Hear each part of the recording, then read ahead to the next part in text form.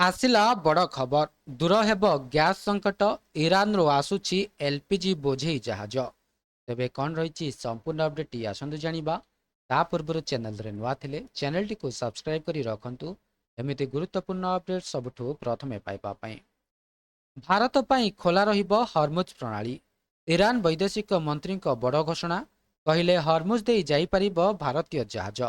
Hormuz ଦେଇ ଭାରତକୁ ଆସୁଛି ତୈଳ ଏବଂ ଏଲ୍‌ପିଜି ବୋଝେଇ ଜାହାଜ। ଆଗକୁ ଭାରତରେ ତୈଳ ସଂକଟ ଟଳିବା ଆଶା। କେବଳ ଭାରତ ନୁହେଁ, ଚୀନ, ରୁଷିଆ ଏବଂ ପାକିସ୍ତାନ ପରି ବନ୍ଧୁ ରାଷ୍ଟ୍ରଙ୍କୁ ମଧ୍ୟ ଅନୁମତି।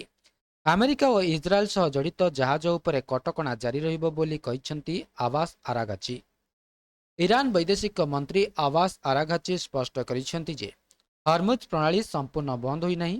କେବଳ ଶତ୍ରୁ ରାଷ୍ଟ୍ରଙ୍କ ପାଇଁ ଏହା ନିଷେଧ ଅଟେ। ସିଲିଣ୍ଡର ଶସ୍ତା ହେବ କି? ଦୂରତା କମ୍ ଏବଂ ଟଙ୍କାର ଦେୟ ହେତୁ ଇରାନରୁ ଗ୍ୟାସ୍ କିଣିବା ଭାରତ ପାଇଁ ଲଜିଷ୍ଟିକ୍ ଭାବରେ ଶସ୍ତା। ଯଦି ଭାରତ ଭବିଷ୍ୟତରେ ଇରାନରୁ ଆମଦାନୀ ବୃଦ୍ଧି କରେ, ତେବେ ରାଷ୍ଟ୍ରାୟତ୍ତ ତୈଳ କମ୍ପାନୀଗୁଡ଼ିକର ଇନପୁଟ୍ ଖର୍ଚ୍ଚ ହ୍ରାସ ପାଇବ, ଯାହା ଭବିଷ୍ୟତରେ ଘରୋଇ ରନ୍ଧନ ଗ୍ୟାସ୍ ସିଲିଣ୍ଡର ମୂଲ୍ୟ ହ୍ରାସ ହୁଏ, ତେବେ ଜନସାଧାରଣଙ୍କୁ ଲାଭ ଦେଇପାରିବ। ସେପଟେ ଇରାନକୁ ନେଇ ଟ୍ରମ୍ପଙ୍କ ବଡ଼ ବୟାନ ସାମ୍ନାକୁ ଆସିଛି, ଯେଉଁଥିରେ ସେ କହିଛନ୍ତି ଆମେରିକା ସହ ଡିଲ୍ ପାଇଁ ଚାହୁଁଛି ଇରାନ। ନିଜ ଲୋକଙ୍କୁ ଡରୁଛନ୍ତି ଇରାନର ପ୍ରତିନିଧି। ଇରାନ ପ୍ରତିନିଧିଙ୍କ ମନରେ ମୃତ୍ୟୁର ଭୟ, ନିଜ ଲୋକଙ୍କ ଦ୍ୱାରା ହତ୍ୟା ହେବାର ଆଶଙ୍କା ରହିଛି।